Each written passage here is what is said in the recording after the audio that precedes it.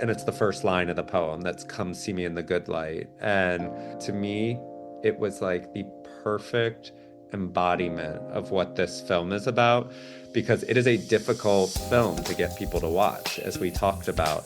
And so that line is an invitation to the audience to hopefully sort of let them know that it's not going to be as dark as they expect. Welcome to Bitch Talk. I'm your host, Erin. And I'm co-host Ange, aka Captain Party. And for more than 11 years, the show has celebrated underrepresented voices in pop culture and beyond. But not in the snore kind of way, which is why our listeners and followers have graciously voted us Best of the Bay, Best Podcast on 48 Hills for 3 years in a row. Three-peat, bitches. If you like what you hear, follow us on Instagram and check out our website, Bitch Talk Podcast, and rate us wherever you listen to podcasts. We're begging you to judge us. When does that ever happen? Oh, you're not going to say anything? Oh, what'd I say? Yeah. Yeah. Okay, on that note, on with the show. Clink.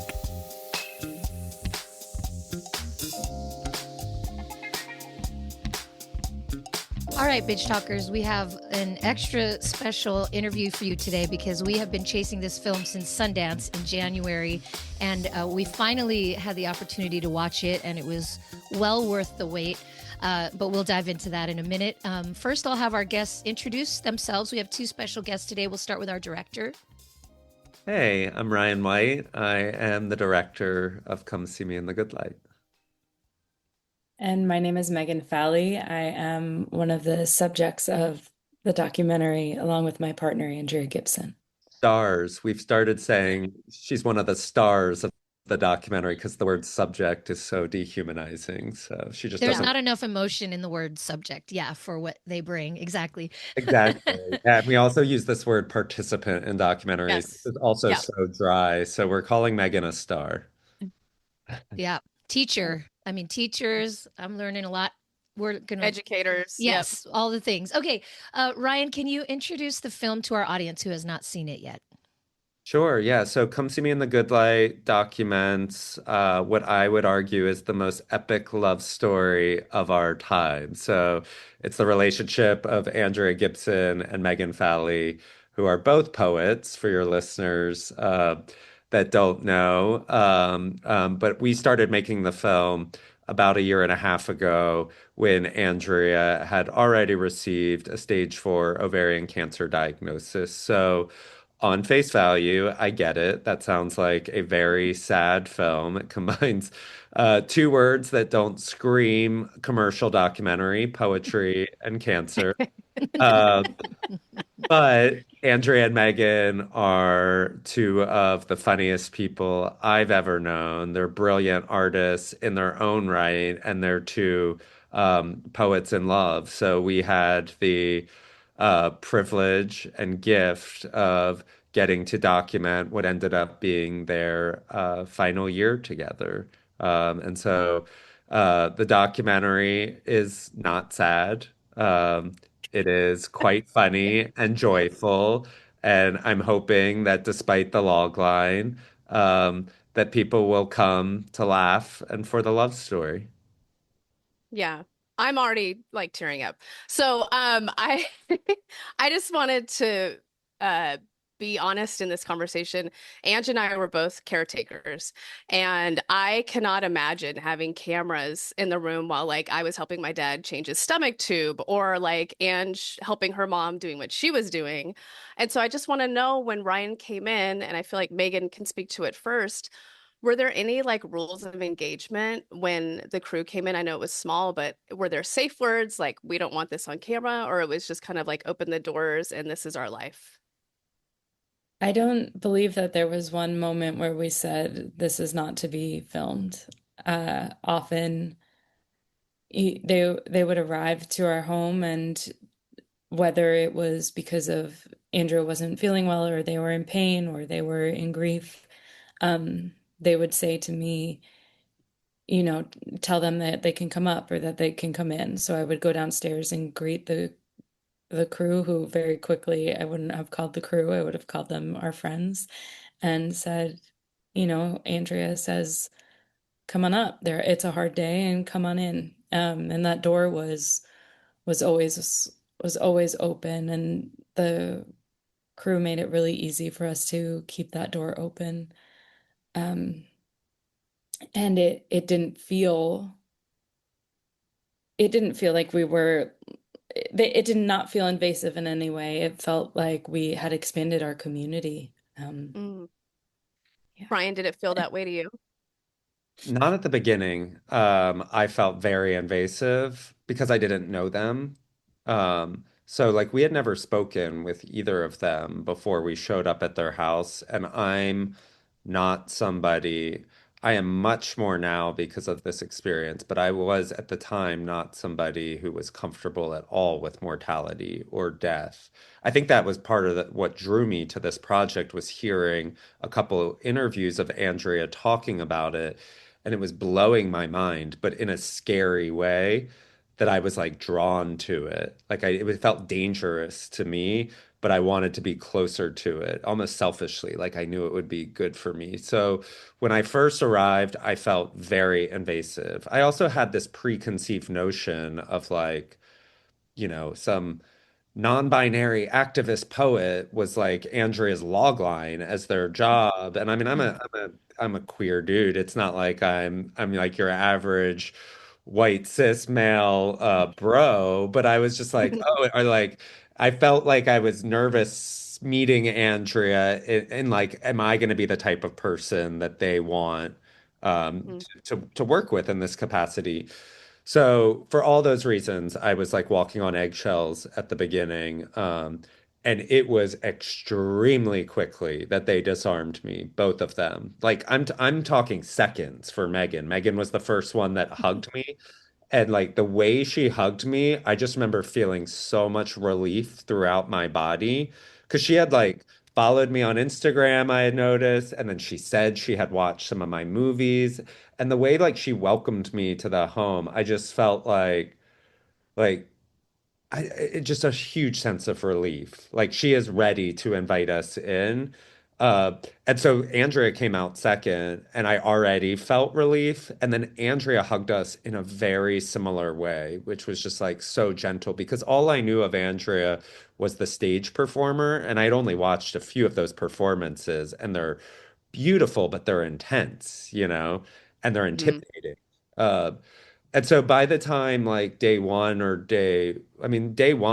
is probably our best example. That night is this scene that's probably the best scene in our film, which is like a whole dinner conversation around fingering and thumbing. And I knew that this couple was special in a way that there were very few guardrails.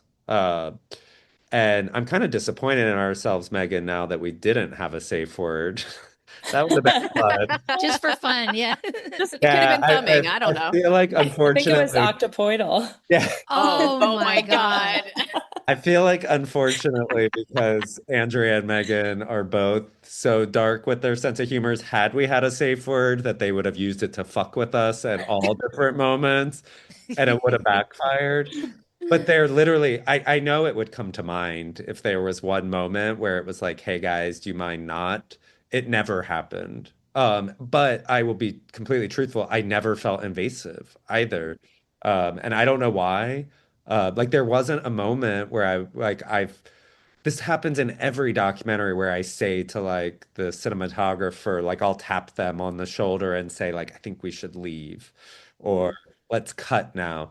That never happened in this mm, movie. And I can't define why that is. I just think it felt like a little family. And I trusted that that there was so much transparency that they, meaning Andrea and Megan, would have spoken up and said, can you leave or can you give us a moment if they felt that? And they never did.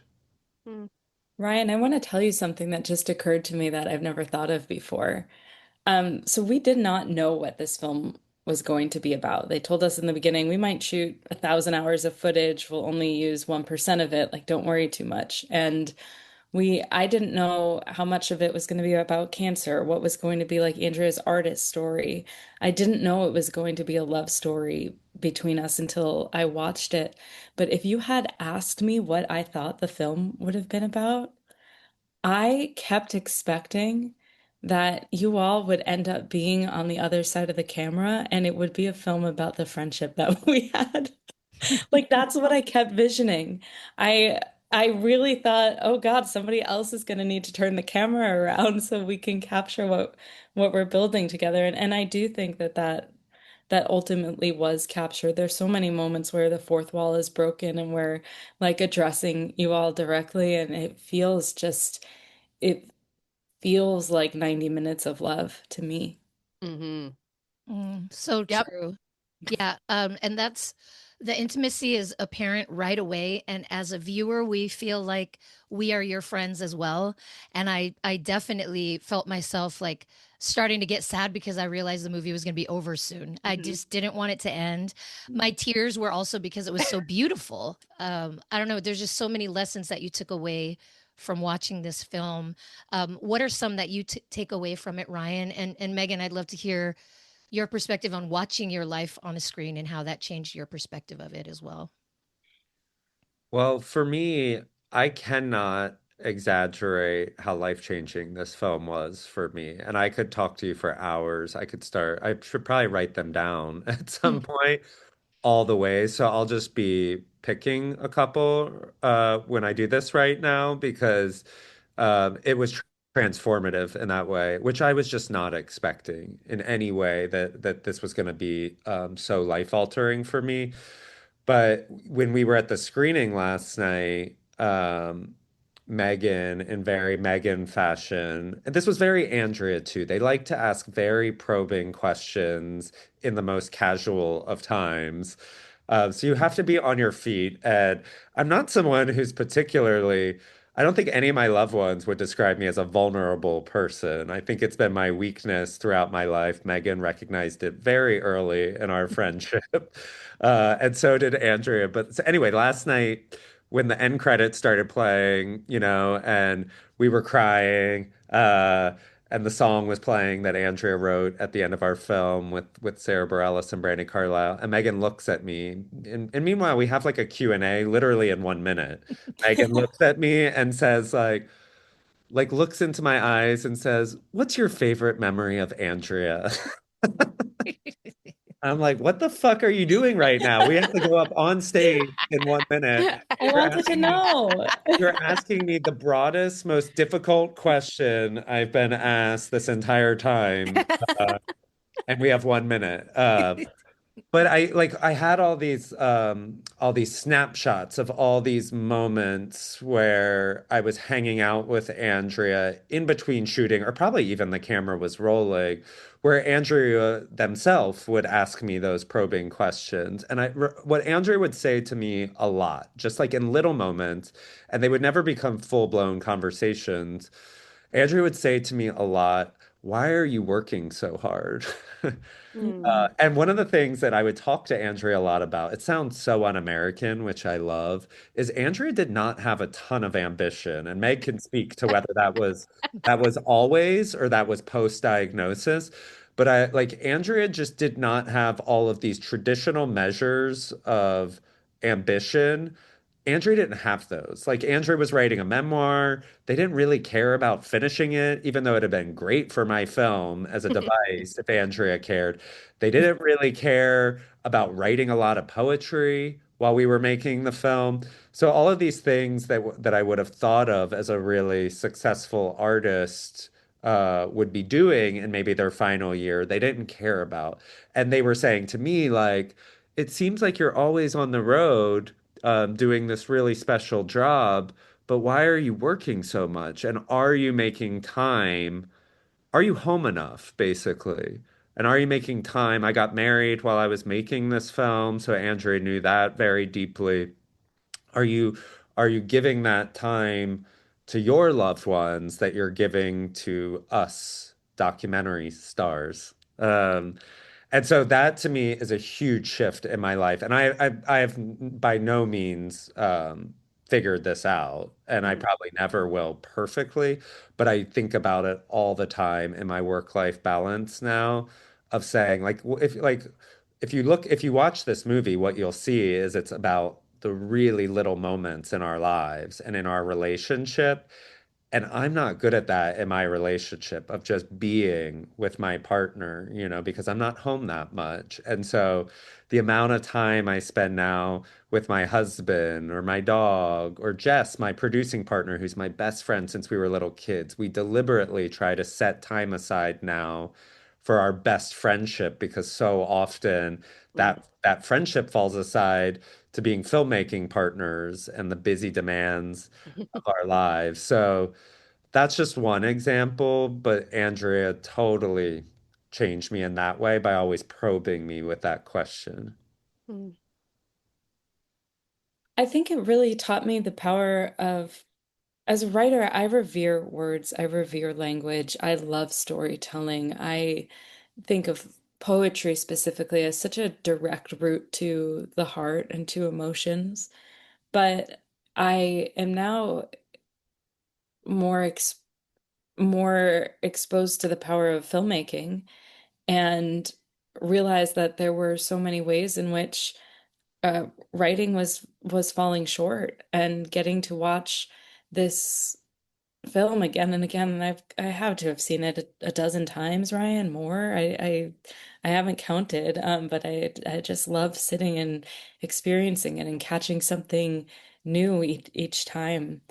And yeah, it really just feels like such a comprehensive, uh, almost gift wrapped version of my last year with Andrea, or even before that. I can and show people and say, well, now you will understand. And that it's such a blessing when words fail short to have this, that really just conveys it all so articulately. Um, I wanted to lean in a little more with Megan, if that's okay. I know, Andrea just passed in July, and that's fresh. And I don't know how I could even go on a press tour and talk about my partner, talk about this film, and see the film over and over. Does it help with the grief? Does it, I don't know. Is it helping you? Is it hard to do? I know that's a really simple question, but how are No, you doing it? it's not a simple question at all. I think grief wants to be felt. And I think for a lot of people, when you watch any kind of film or art or play or even a particularly emotive song, even if it's not your life, it's a vehicle for you to understand and process your life and have catharsis. It's why we can cry so much at films or any kind of art. I think it's why we go to art, for some kind of catharsis or understanding of our own story outside of ourselves.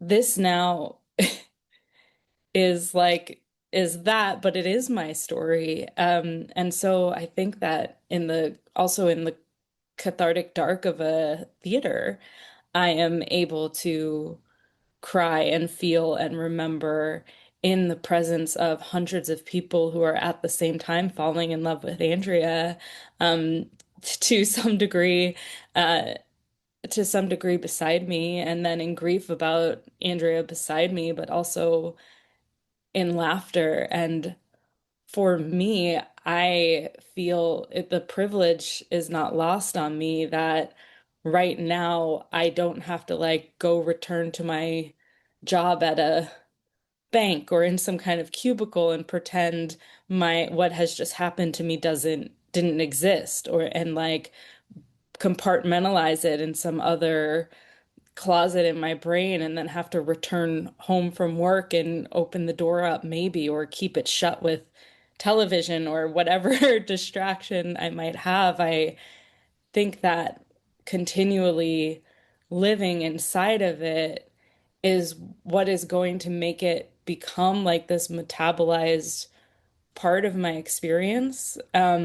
rather than something like buried that I will like need to years later dig up in therapy. I feel like, oh, I'm getting to process this almost every day in the most beautiful way possible and in community with tons of people who will come up to me after and share in their own loss and their own experience. And so it's like I feel just tremendously unalone because right now lines up with it doesn't even feel like press, but yes, it is press or promo for this project.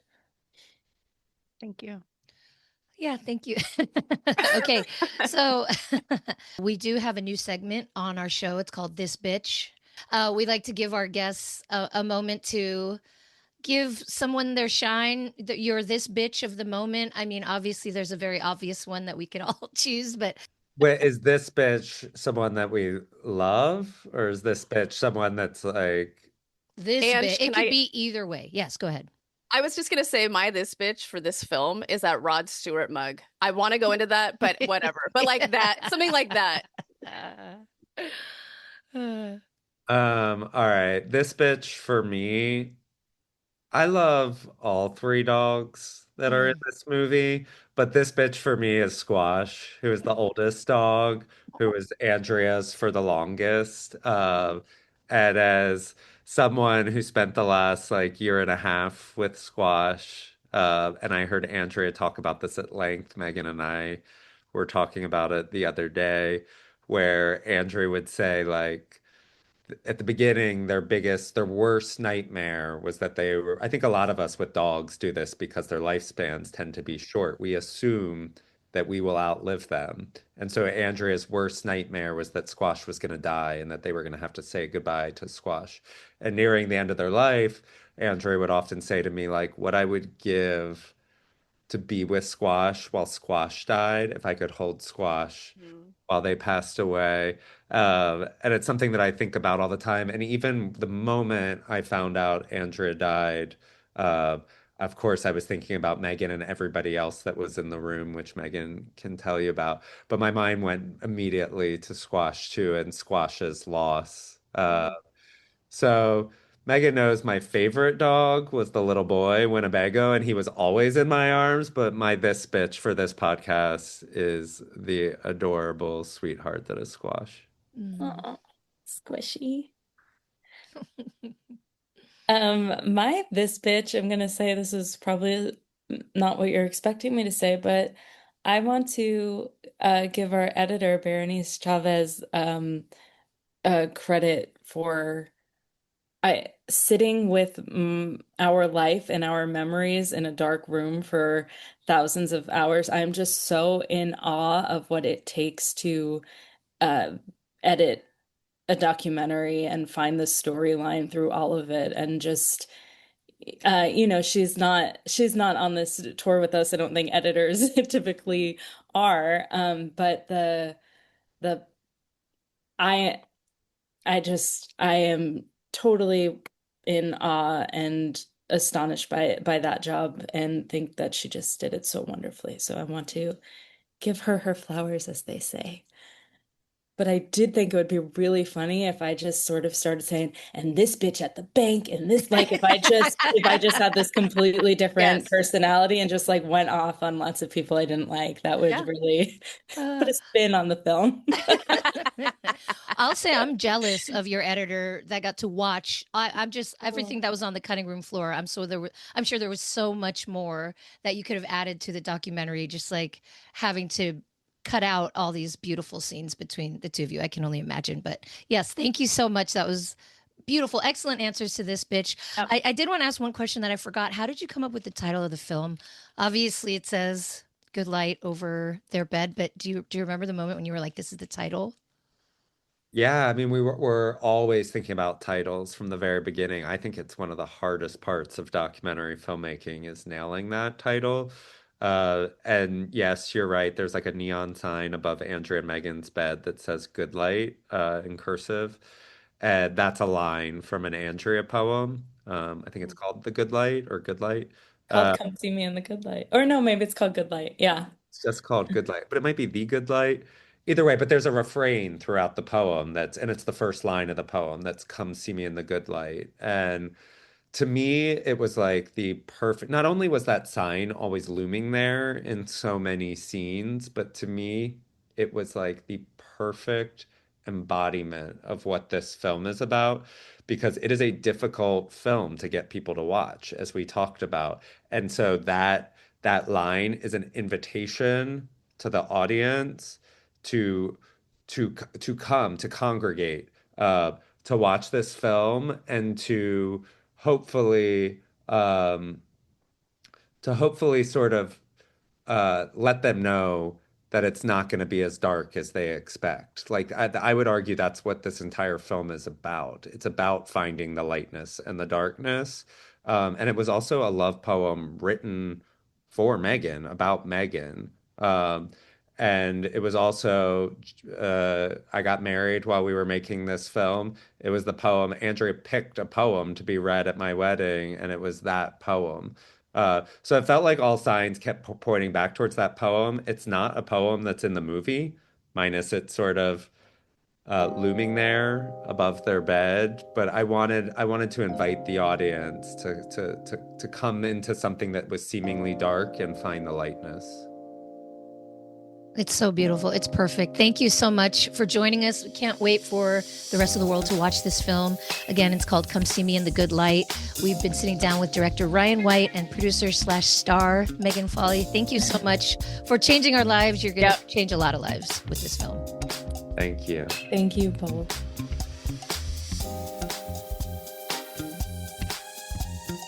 Thanks for joining us on today's show.